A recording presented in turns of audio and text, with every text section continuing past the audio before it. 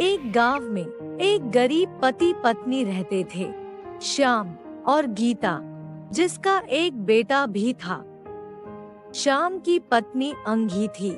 श्याम इतना गरीब था कि वो अपनी पत्नी की आंखों का ऑपरेशन नहीं करा पाता था। पापा पापा, ये देखिए बकरियों को क्या हो गया। अरे ये क्या हो गया? हे भगवान, अब मैं क्या करूं? सारी की सारी बकरियां मर गई। अब घर का खर्चा कैसे चलेगा? पापा, ये सारी बकरियां मर गई तो क्या हुआ? हम लोग फिर से दूसरी बकरी खरीद लेंगे। अरे बेटा, हमारे पास उतना पैसा भी नहीं है कि हम लोग फिर से बकरियां खरीदें।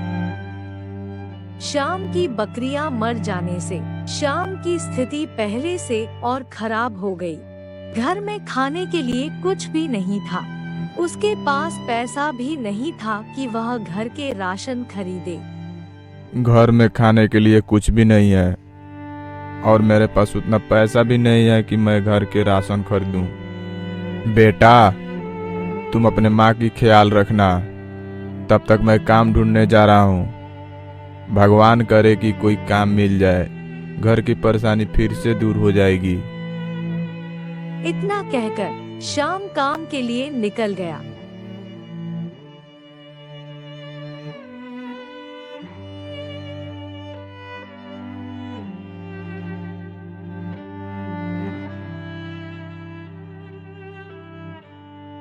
वह पूरे शहर घूम आया, पर उसको काम कहीं पर भी नहीं मिला। वह घर में निराश होकर बैठा था। तभी उसका बेटा बोला, क्या हुआ पापा, काम मिला? अरे नहीं बेटा, मैं पूरे शहर घुमाया पर काम कहीं पर भी नहीं मिला।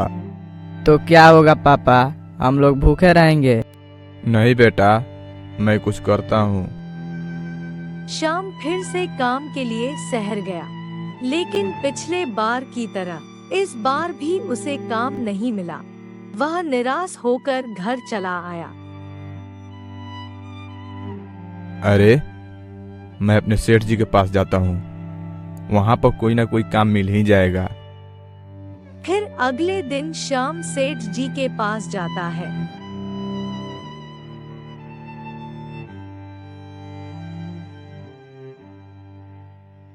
अरे आओ आओ श्याम, कैसे आना हुआ? सब ठीक है ना? क्या बताऊं सेठ जी, मैंने कुछ बकरियां पाल रखा था और वो सारी की सारी बकरियां मर गई और ऊपर से कोई काम भी नहीं मिल रहा है। घर का खर्चा कैसे चलेगा? घर की स्थिति बहुत ही खराब हो गई है। अगर आपके पास कोई काम मिल जाए तो आपकी बहुत मेहरबानी होगी। ठीक है ठीक है, कल से तुम खेती का काम संभालो। अब ठीक है? जी सेठ जी, आपका बहुत बहुत धन्यवाद। श्याम सेठ के खेतों में काम करने लगा, जिससे उसके घर का थोड़ा बहुत खर्चा निकल जाता था। ऐसे ही वह बहुत मन लगाकर खेतों में काम किया करता था। अरे श्याम, जब से तुम खेतों में काम कर रहे हो तब से अनाज दुगुनी हो रही है। कहीं तुमने जादू तो नहीं किया?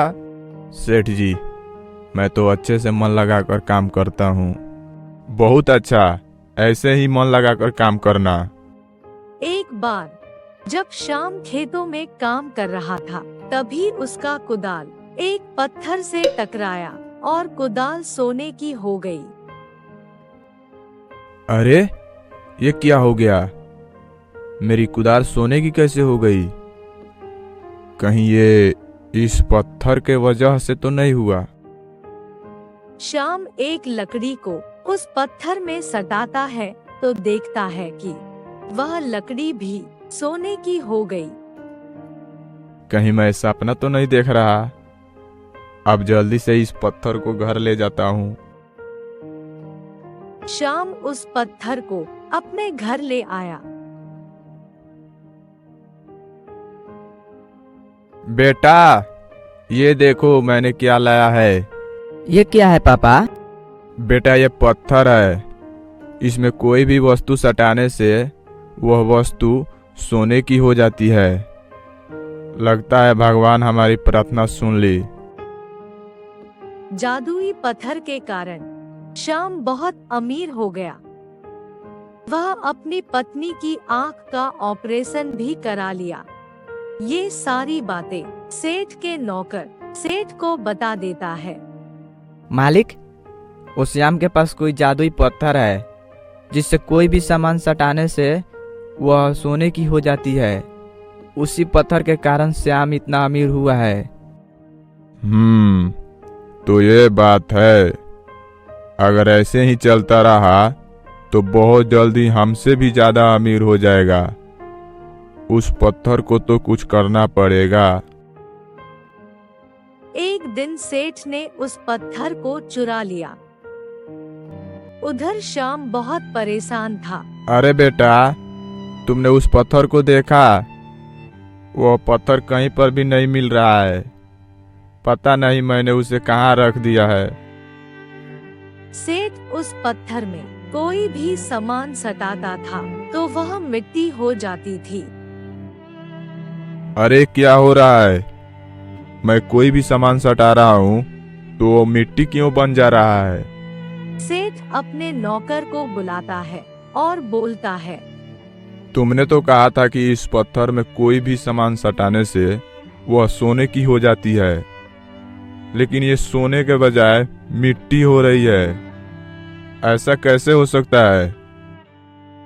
अरे मूर्ख, ये पत्थर मैंने श्याम को दिया था और तुमने इसे चुरा लिया। जल्दी से इस पत्थर को श्याम को लौटाओ, वरना ठीक नहीं होगा। अरे जल्दी जाओ, इस पत्थर को वहीं पर रख के आओ जहां से तुम चुरा कर लाए थे। सेठ के नौकर उस पत्थर को श्याम के घर छोड़ आया।